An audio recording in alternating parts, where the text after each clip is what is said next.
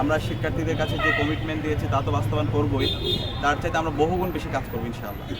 ডাকসু এটা কোনো একক ব্যক্তির অথবা কোনো একক সংগঠনের প্ল্যাটফর্ম না। ডাকসুটা হচ্ছে সবার, ঢাকা বিশ্ববিদ্যালয়ের 40,000 শিক্ষার্থী এবং বাংলাদেশের সকল নাগরিকরা এই ডাকসু থেকে ভালো কিছু প্রত্যাশা করে। তো সেই জায়গা থেকে আমরা দায়িত্ব নেওয়ার পর থেকে বলেছি আমরা শিক্ষার্থীদের কাছে যে কমিটমেন্ট দিয়েছি তা তো বাস্তবায়ন করবই, তার চাইতে আমরা বহুগুণ বেশি কাজ করবো ইনশাআল্লাহ।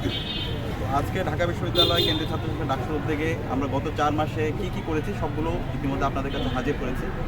আমরা দেখিয়েছি কিভাবে ছাত্রদের জন্য কাজ করতে হয়, কিভাবে ট্রান্সপারেন্সি এনশিওর করতে হয়, কিভাবে অ্যাকাউন্টেবিলিটি এবং রেসপন্সিবিলিটির সাথে কাজ করতে হয়। তো আমাদের ইতিমধ্যে যতগুলো আমাদের ইশতেহার ছিল প্রত্যেকটি ইশতেহার অ্যাড্রেস করা হয়েছে। বিশ্ববিদ্যালয়ের মৌলিক যে সংকটগুলো আছে প্রত্যেকটি সংকট আমরা অ্যাড্রেস করার চেষ্টা করেছি। তো এক্ষেত্রে সবচেয়ে বড় সংকট ছিল আবাসন সংকট।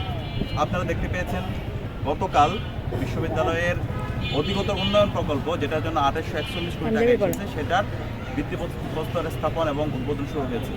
তো এই প্রকল্পের কাজ শেষ হলে আমরা কথা দিচ্ছি ইনশাআল্লাহ ঢাকা বিশ্ববিদ্যালয়ে আর কোনো আবাসন সংকট থাকবে না। এটা অনেক বড় একটা কাজ। যে আবাসন সংকট কৃত্রিমভাবে তৈরি রাখার মাধ্যমে বিশ্ববিদ্যালয়ের শিক্ষার্থীদেরকে দাসের মতো করে ব্যবহার করা হয়েছে, বিশ্ববিদ্যালয়ের শিক্ষার্থীর সকল সম্ভাবনাকে নষ্ট করে দেওয়া হয়েছে। আমরা সে আবাসন সংকট চিরতরে বন্ধ করার জন্য বিশ্ববিদ্যালয় প্রশাসনকে বাধ্য করেছি এবং আলহামদুলিল্লাহ এই প্রকল্প শুরু হচ্ছে এবং আশা করছি 2 বছরের মধ্যে এই প্রকল্পের পুরো পরিপূর্ণ কাজ শেষ হবে। এবং এই প্রকল্পের আওতায় যেমন হল নির্মাণ হবে, একই সাথে আমাদের যে লাইব্রেরি, যেটা দীর্ঘদিন ধরে যে লাইব্রেরিটা একদম জীর্ণ অবস্থায় ছিল, সেই লাইব্রেরিটা বিশাল সেন্টার হবে। একই সাথে আমাদের মসজিদ, সেন্ট্রাল মসজিদ, যেটা গত 65 বছর ধরে যেটা কোনো উন্নয়ন হয়নি, জীর্ণ অবস্থায় ছিল, সেই সেন্ট্রাল মসজিদটা একটা কমিউনিটি সেন্টার হবে। এখন আমরা আপৎকালীন মসজিদের সংস্কার করেছি, মসজিদের প্রায় 2.5 কোটি টাকার প্রকল্পের কাজ হয়েছে। তো আমাদের ওই কমপ্লেক্সটা হলে ওই মসজিদের মধ্যে একটা কনফারেন্স রুম থাকবে, লাইব্রেরি থাকবে, ওইখানে হচ্ছে আমাদের যারা নারী শিক্ষার্থী আছে তাদের জন্য নামাজের জায়গা থাকবে, আধুনিক যত সুবিধা আছে সকল সুবিধা ওই মসজিদের মধ্যে থাকবে। এইভাবে অনেকগুলো প্রকল্প এর মধ্যে আছে।